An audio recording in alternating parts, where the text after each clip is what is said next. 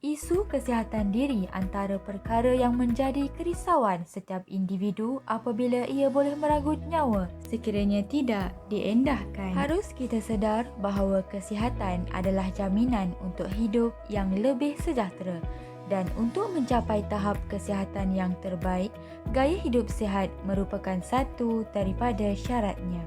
Bagaimana untuk kita mengamalkan gaya hidup yang sihat? Antara amalan gaya hidup sihat adalah dengan melakukan senaman. Apa itu senaman? Menurut Kementerian Kesihatan Malaysia, senaman adalah sejenis aktiviti fizikal atau riadah yang selalunya dilakukan dalam jangka masa tertentu berulang kali dengan tujuan untuk meningkatkan tahap kecergasan dan juga kesihatan. Tips-tips bersenam yang mudah adalah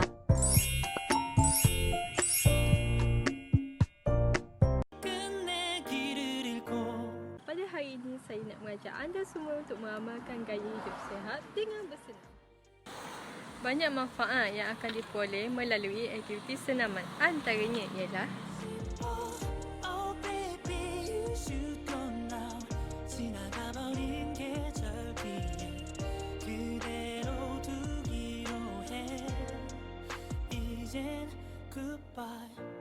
머뭇대는 나의 맘은 쉽게 움켜진 너 너라서 그런 거야 그때 너를 볼 땐 언제나 너무 들떴어 내 맘이 가끔 그리워 날 웃게 한 네 모든 게 oleh itu, marilah kita sama-sama mengamalkan gaya hidup sihat dengan bersenam. Okay, bye. 다시 웃고 싶어 Oh baby you should go now Makanan seimbang mengandungi kombinasi pelbagai jenis makanan untuk memberi kita semua zat makanan yang diperlukan oleh tubuh. Tiada satu pun makanan tunggal yang dapat membekalkan kesemua zat yang diperlukan tubuh, memerlukan pelbagai jenis makanan dalam kuantiti yang berbeza untuk memelihara kesihatan. Makanan seimbang boleh diambil berdasarkan piramid makanan. Merupakan satu panduan mudah bagi individu mempelbagaikan makanan harian mengikut jumlah sajian yang disarankan. Piramid makanan pada aras yang pertama, di mana sumber utama karbohidrat yang membekalkan tenaga 50% hingga 55% dari jumlah tenaga harian. Manakala, aras dua pula sumber baik untuk serat, vitamin, mineral dan fitokimia yang membantu menguatkan ketahanan terhadap penyakit iaitu imuniti. Aras ketiga iaitu sumber baik untuk protein yang diperlukan oleh badan untuk membina tubuh. Ia juga tinggi protein, kalsium dan pelbagai jenis vitamin dan mineral seperti vitamin A, riboflavin, vitamin B12 dan zinc. Pada aras yang terakhir terletak di atas puncak atau paling atas piramid menunjukkan makanan ini perlu diambil kuantiti yang sedikit sahaja. Untuk memenuhi makanan seimbang, haruslah pilih makanan dengan gizi yang seimbang. 50% buah-buahan dan sayur-sayuran, 25% protein, 25% sumber karbohidrat dan yang berserat tinggi.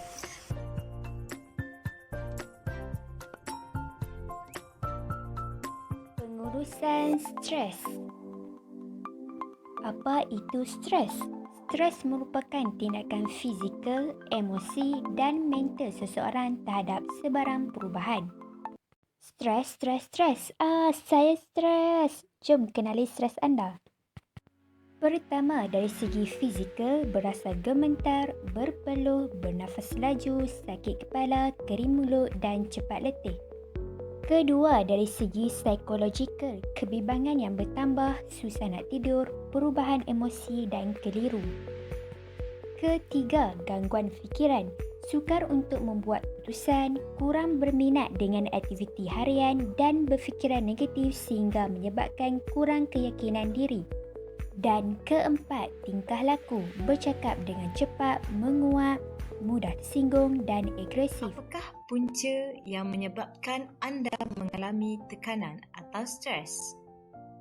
Yang pertama, faktor diri, di mana anda adalah seorang yang mempunyai personaliti jenis A, iaitu bercita-cita terlalu tinggi dan mengharapkan hasil yang tinggi.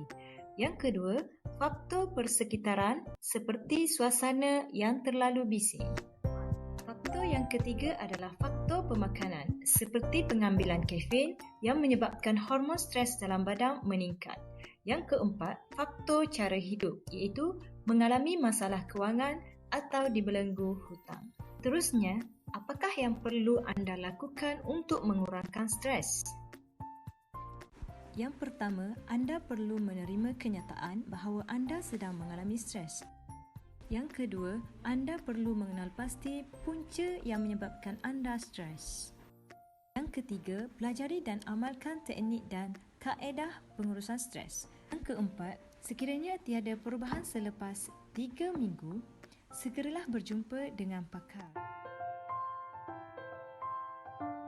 Perbezaan antara seseorang itu cukup tidur dan tidak cukup tidur. Tidur yang cukup.